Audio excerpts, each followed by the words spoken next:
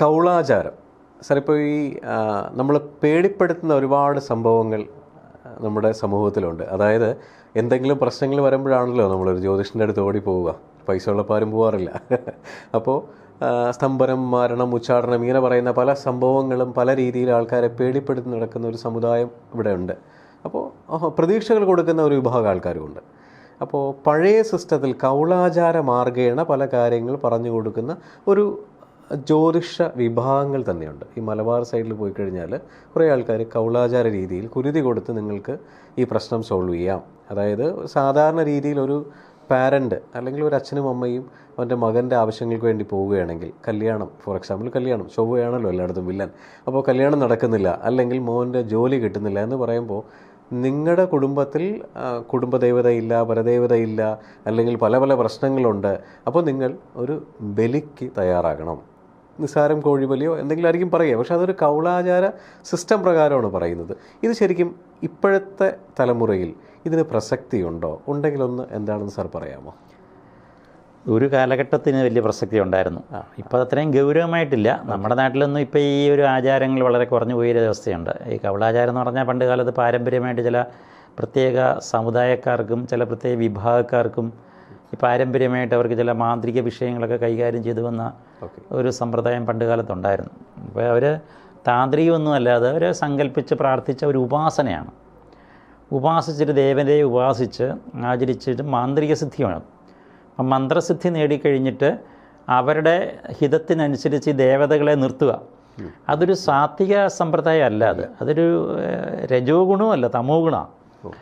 ഇപ്പോൾ ഉദാഹരണം പറഞ്ഞാൽ ഇപ്പോൾ ഈ മൂർത്തികളെയൊക്കെ വെച്ച് പൂജിക്കുന്നൊരു സമ്പ്രദായമുണ്ട്. മൂർത്തി എന്ന് പറഞ്ഞാൽ ഈ പണ്ട് കാലത്ത് ഈ ജന്തുകുരി, കോഴിവെട്ട്, അതുപോലെ തന്നെ പിന്നീട് അത് കുറേ ലഘൂകരിച്ചിട്ട് പിന്നെ കുരുതി കുറച്ച് ഈ നിണങ്കലക്കി കുമ്പളങ്ങ മുതലായ ചില കുരുതി സമ്പ്രദായങ്ങൾ, ആചാരങ്ങളൊക്കെ ഉണ്ടായിട്ടുണ്ട്. അപ്പോൾ അതൊക്കെ പെട്ടെന്ന് കാര്യസാധ്യ ഉദ്ദേശമാണ് എല്ലാവരുടെയും ലക്ഷ്യം. എല്ലാവർക്കും ഈ ഭക്തജനങ്ങളുടെയും വീട്ടുകാരുടെയൊക്കെ പ്രധാന ലക്ഷ്യം എന്ന് ചോദിച്ചാൽ പെട്ടെന്ന് കാര്യം സാധിക്കണം. അതിനെന്ത് മാർഗമുണ്ട്? പക്ഷേ അത് റിയാക്ട് ചെയ്യപ്പെടുന്നൊരു കാലഘട്ടം വരും. പിന്നെ എന്തൊരു വിഷയത്തിനും ഈ ബാധയെ പിടിച്ച് പണ്ട് കാലത്ത് ഈ പൂജക്കാരും മന്ത്രവാദികളുമൊക്കെ അവരുടെ വീട്ടിൽ കൊണ്ടുവന്നൊരു സമ്പ്രദായം പണ്ട് കാലത്തുണ്ടായിരുന്നു. ബാധയെ ആവാഹിച്ച് കൊണ്ടുവരിക എന്നൊക്കെ പറയാം. ബാധയാവാഹനം എന്നൊക്കെ പറഞ്ഞാൽ ഒരു വലിയ കൃത്യമായ സംഭവമാണ്. ബാധാവിധാനങ്ങളെ വേർപെടുത്തുക എന്ന് പറഞ്ഞാൽ തീർച്ചയായിട്ടും ബാധാദുരിതങ്ങളുണ്ട്. ഇപ്പം അബ്ദദീക്ഷാദിലോപേന പ്രേതായത പിശാചത സ്വജനാൻ ബാധമാനസചലനിധികൾ സ്മൃതി പ്രേത വിഷയം, ഈ ശ്രീഗതി കിട്ടാത്ത പ്രേതങ്ങളൊക്കെ ഉണ്ട് ധാരാളം. അപ്പം ഗതി കിട്ടാത്ത പ്രേതങ്ങളൊക്കെ ചിലർക്കൊക്കെ ബാധിക്കും. അപ്പോൾ അങ്ങനെ ബാധിക്കുന്ന ഘട്ടത്തിൽ ഈ ബാധകളെ വേർപെടുത്തുന്നൊരു സമ്പ്രദായമുണ്ട്. ആ ബാധ വേർപാടെന്നൊരു ക്രിയ തന്നെയാണ്. അങ്ങനെ ചെയ്യുന്ന കൂട്ടത്തിൽ ഇവർ അവരുടെ ഉപാസക ദേവതകൾക്കായിട്ട് ചില മൂർത്തികളെയൊക്കെ വെച്ച് പൂജിക്കുന്ന സമ്പ്രദായങ്ങളുണ്ട്. ഈ മൂർത്തികളെ വെച്ച് പൂജിക്കുമ്പോൾ അവർക്ക് കള്ളുനീദ്യം കൊടുക്കുക, അവർക്ക് ലഹരി സാധനങ്ങളായ പുകയില കൊടുക്കുക, താമ്പൂലം കൊടുക്കുക, അടയ്ക്ക കൊടുക്കുക, ഇങ്ങനെ ഒരു നിവേദ്യ സമ്പ്രദായങ്ങളൊക്കെ ചെയ്ത് കാലക്രമേണ ഈ സന്തതി പരമ്പരകൾ ഇല്ലാതെ വരുന്നൊരവസ്ഥ വരും.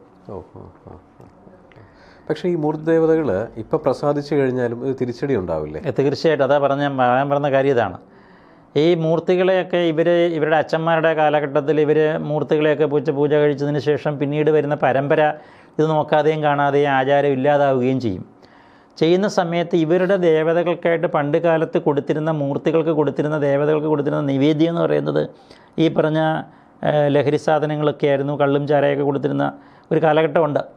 അങ്ങനെ കൊടുത്ത് പ്രീതിപ്പെടുത്തി സന്തോഷിപ്പിച്ച് വന്നിരുന്നവർ പിന്നീട് വരുന്ന പരമ്പരയ്ക്ക് ഈ കള്ളും ചാരയും കൊടുക്കാത്ത ആചാരമേ ഇല്ലാത്തൊരവസ്ഥയായി.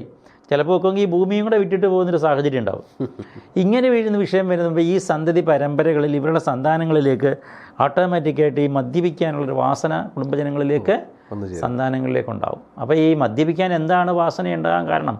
അയാൾ രാവിലെ പോകുമ്പോൾ പറയും ഞാനിന്ന് മദ്യപിക്കാതെ വരാം എന്ന് പറഞ്ഞിട്ട് പോകും. വൈകിട്ട് വരുമ്പം ശരിക്കും നല്ലതുപോലെ മദ്യപിച്ചിട്ട് കുടുംബത്തിൽ സമാധാനം നഷ്ടപ്പെടുത്താനുള്ള എല്ലാ സാഹചര്യങ്ങളുമായിട്ടാണ് പുള്ളി എത്തിച്ചേരുന്നത്. എന്താണ് ഇങ്ങനെ ഉണ്ടാവാനുള്ളൊരു കാരണം? അടിസ്ഥാന കാരണം എന്ന് ചോദിച്ചാൽ മുമ്പ് കാലത്ത് ആചരിച്ചിരുന്ന ദേവതകളെ ഉപേക്ഷിക്കപ്പെട്ട അവസ്ഥയാണ്. ഉപേക്ഷിക്കപ്പെടുമ്പോൾ പിന്നീട് അവർക്ക് മദ്യവും ഇല്ല, നേദ്യവും ഇല്ല, പൂജയില്ല, ഒന്നുമില്ലാത്ത അവസ്ഥയായി. അങ്ങനെ വന്നപ്പോൾ സന്തതി പരമ്പരയിലേക്ക് എന്തായി? ഈ മദ്യപിക്കാനുള്ള ആസക്തി ഉണ്ടാവുകയും അത് കുടുംബദുരിതത്തിന് കാരണമായി ഭവിക്കുകയും ചെയ്യും. പലരും കുടുംബത്തിൽ സന്തോഷമായിട്ട് ജീവിക്കുന്നവർ അവർ തന്നെ പറയാറുണ്ട് എനിക്ക് മദ്യപിക്കണമെന്ന് ആഗ്രഹമില്ല, പക്ഷേ എനിക്ക് ഓട്ടോമാറ്റിക്കായിട്ടൊരു പ്രേരണ ഉണ്ടാവുക. ഇത് എവിടെ നിന്ന് വരുന്നതെന്ന് ചോദിച്ചാൽ അതറിയില്ല. ആ കവള സമ്പ്രദായത്തിലൂടെ ഈ പറയുന്ന ഈ ബാധാവേർപാടുകളൊക്കെ പണ്ട് കാലത്ത് നടത്തിയിരുന്ന ഒരു കാലഘട്ടത്തിലൊരു കാരണവന്മാർ ചെയ്തിരുന്നൊരു സമ്പ്രദായമുണ്ട് പല കുടുംബങ്ങളിലും. ഇന്നത്തെ തലമുറയെ സംബന്ധിച്ച് ഇങ്ങനൊരു സമ്പ്രദായം ആരുമില്ല. ഇന്നെല്ലാവർക്കും വിദ്യാഭ്യാസമുണ്ട്, എല്ലാവർക്കും അതനുസരിച്ച് തൊഴിലുണ്ട്, അതനുസരിച്ച് ഈ ഫീൽഡ് വിട്ടിട്ട് മറ്റ് പ്രൊഫഷനിലേക്ക് എല്ലാവരും മാറിയിട്ടുണ്ട്. അപ്പോൾ അങ്ങനെ വന്നപ്പം മുമ്പ് കാലത്ത് ഉപാസിച്ച ദേവതകളെ ഇവരുപേക്ഷിച്ചു. ഉപേക്ഷിച്ചത് അവരുടെ സന്താനങ്ങൾക്ക് ദുരിതമായിട്ട് ഈ മാതിരി കുടുംബസമാധാനം നഷ്ടപ്പെടുന്ന സാഹചര്യം ഉണ്ടാകുമ്പം ദൈവജ്ഞന്മാരെ വിളിച്ചിട്ട് ഇതെന്താ ഇങ്ങനെ സംഭവം ഉണ്ടാകുന്നത്, എന്താ ഇങ്ങനെ കാരണം ഉണ്ടാകുന്നത് എന്നൊക്കെയുള്ള കാര്യങ്ങൾ അന്വേഷിക്കാറുണ്ട്. അപ്പോൾ അതിൻ്റെ ഒരു പ്രധാന വിഷയം പ്രതിഷ്ഠാവിധാനങ്ങളല്ല, ഉപാസനയാണ്. അവരുടെ ഒരു മൂർത്തി സങ്കല്പത്തിലുള്ള ഉപാസന ചെയ്തിട്ട് അവരിലൊരു ശക്തിയൊക്കെ സ്രോതസ്സ് നല്ലപോലെ ഉണ്ടാക്കിയിട്ട് ഇതിനെ ബാധാവേർപാട് നടത്തുന്ന സമ്പ്രദായമൊക്കെ ഉണ്ടായി. പണ്ട് കാലത്തൊക്കെ വളരെയധികം മോശമായ അവസ്ഥകളൊക്കെ ഉണ്ടായിരുന്നെങ്കിൽ ഇന്ന് ഈ കാലഘട്ടത്തിൽ ഇങ്ങനൊരു സമ്പ്രദായം പൊതുവേ കവളാചാരം വളരെ കുറഞ്ഞിരിക്കുന്നൊരു കാലഘട്ടമാണ്. വടക്കൻ നാട്ടിൽ ഇപ്പോഴും ഉണ്ടെന്ന് പറയുന്നു, എനിക്കറിയില്ല അതിനെക്കുറിച്ച് കൃത്യമായിട്ട്. പക്ഷേ നമ്മുടെ തെക്കൻ നാടുകളിലൊന്നും ഈ മാതിരിയുള്ള കവളാചാരത്തിൽ ഇപ്പോൾ ഉള്ളത് ചില പരബ്രഹ്മ ക്ഷേത്രങ്ങൾ മാത്രമേ ഉള്ളൂ. അവിടെ ശരിക്കും വളരെ സ്വാത്വികമായ ആചാരവിധാനങ്ങളാണ് നടക്കുന്നത്. അവിടെ ഈ പറഞ്ഞ ലഹരി സാധനങ്ങളൊന്നും യാതൊരു രീതിയിലുള്ള ആപ്ലിക്കേഷനും കൊടുക്കാറില്ല. നല്ല നേദ്യങ്ങളും നല്ല ആചാരങ്ങളും നല്ല ഭക്തിയോട് സങ്കല്പിച്ച് പ്രാർത്ഥിക്കുന്ന അവസ്ഥയാണ്. സങ്കല്പകൽപ്പത്തിന് പരമേശ്വര സങ്കല്പിച്ച് ആചരിക്കുന്ന സമ്പ്രദായമാണ് സാത്വികമായ. ഇപ്പോൾ പോച്ചരപ്പരദേവത, പോച്ചരപ്പരബ്രഹ്മം എന്ന് പറഞ്ഞാൽ ശരിക്കും സങ്കല്പിച്ച് നമ്മൾ ആചരിക്കപ്പെട്ട അതിൻ്റെ അനുഗ്രഹഫല ഭയങ്കരമാണ്. അവിടെ യാതൊരുവിധ തമോ ഗുണ ആചാരങ്ങളും ഇല്ല, സാത്വികമായ ആചാരങ്ങളാണ് അവിടെ വരുന്നത്. അവിടെ എന്നാൽ വെച്ച് പൂജയോ അവിടെ ശരിക്കും ഒരു താന്ത്രിക വിധാനങ്ങളോ ഉത്സവാദി കാര്യങ്ങളോ ഒന്നുമില്ല. അവിടുത്തെ ഒരു ആരെങ്കിലും ഒരാൾ വ്രതമായിട്ട് നിന്നിട്ട് വിളക്ക് കത്തിച്ച് പൂവിട്ട് തൊഴുത് പ്രാർത്ഥിച്ചാൽ മതി, അവിടുത്തെ അനുഗ്രഹം ഉറപ്പായിട്ടുണ്ടാവും. അത് കൗളാചാരമാണ്. അതുകൊണ്ട് അവിടെ ദേവന് ചൈതന്യം ഇല്ലെന്ന് പറയാൻ പറ്റില്ല. ശരിയാണ്, ദേവന് ചൈതന്യമുള്ളതാണ്.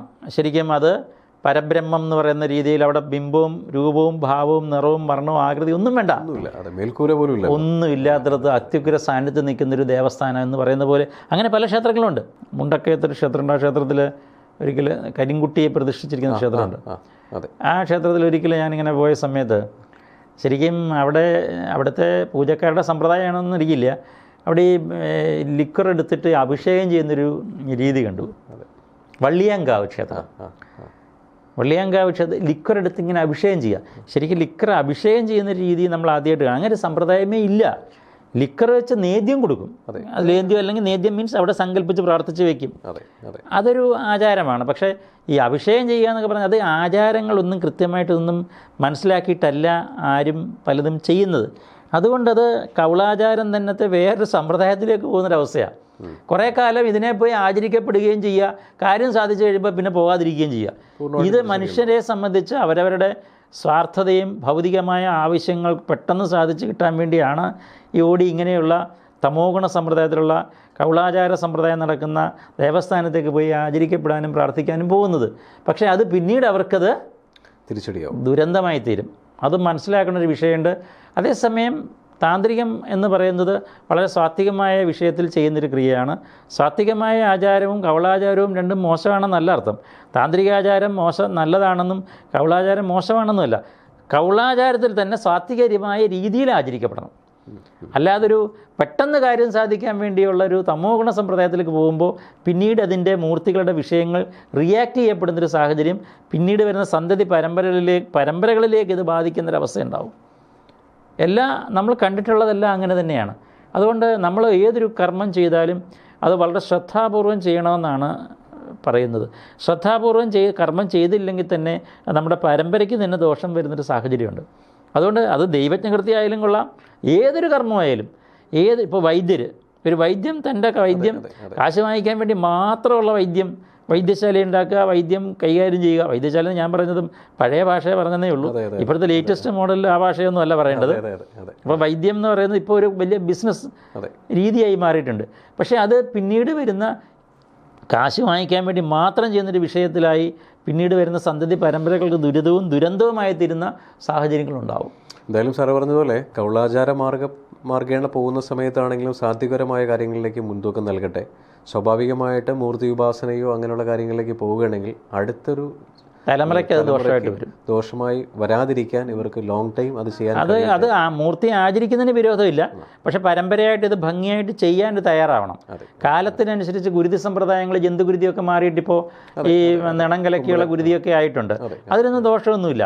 ഈ തമോഗുണ മൂർത്തികൾക്ക് പൊതുവെ രക്തനിവേദ്യം എന്നൊരു സമ്പ്രദായം ഉണ്ട്.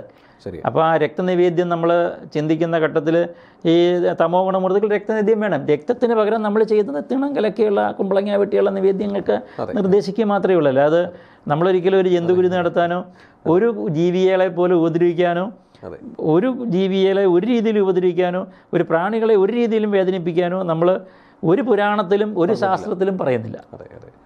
എന്തായാലും എല്ലാവർക്കും ഈ പറയുന്ന സാത്വിക രീതിയിലുള്ള കാര്യങ്ങൾ ചെയ്യാനുള്ള മനസ്സുണ്ടാവും. അങ്ങനെ ഈ പറയുന്ന ഗുരുതിയിലേക്ക് പോവുകയാണെങ്കിൽ സ്വാഭാവികമായിട്ട് കർമ്മഫലം എന്നൊരു സംഭവമുണ്ട് സാറേ ഉണ്ടാവും. പൂർണ്ണമായിട്ടും ഈ നമ്മുടെ പരലോക നിയമങ്ങളിലൊക്കെ പറയുന്നത് പോലെ അവർ ഏത് തലങ്ങളിലേക്കാണ് ഇപ്പോൾ നിൽക്കുന്നത്, മരണശേഷം ഏത് തലങ്ങളിലേക്ക് പോകുന്നുള്ളത് അവർക്ക് മനസ്സിലാക്കാൻ കഴിയും. നന്ദി, നമസ്കാരം. നിങ്ങളുടെ ജീവിതത്തിലെ വലിയൊരു മാറ്റങ്ങൾക്ക് വേണ്ടി അബാക് ജ്യോതിഷം നിങ്ങളോടൊപ്പമുണ്ട്.